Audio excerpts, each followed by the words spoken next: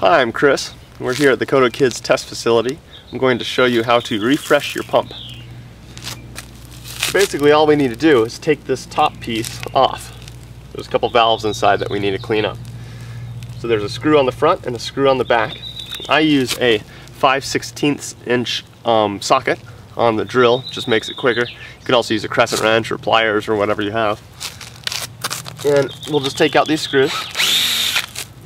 One screw, two screws.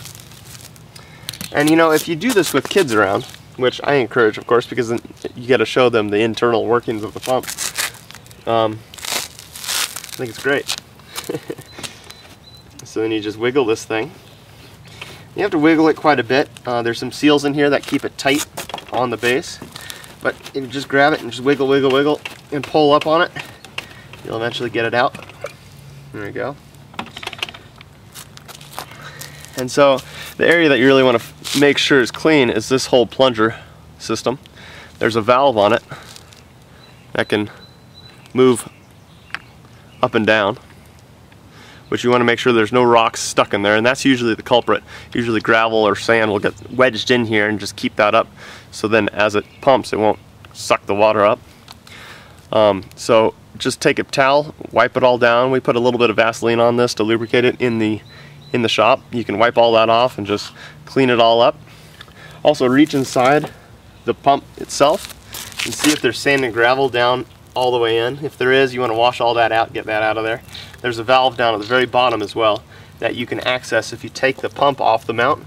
You can feel there's a spring-loaded valve down there. You want to make sure that's all clear. After you do that, wipe it all out.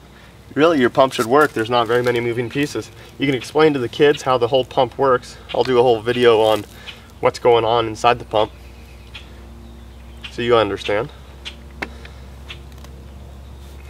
And so you just push this back on. Make sure the seals are in there and in place and seated. Just push it back down and then put your screws back in. Simple as that. Your pump should work and ready to go. There is a filter on the front that we've adapted. If you don't have a filter on yours, just give us a call, we'll send you one out. There's also filters on the bottom, as well as a check valve that doesn't let the water flow back down. So priming has become less of an issue. Pretty simple. Thanks.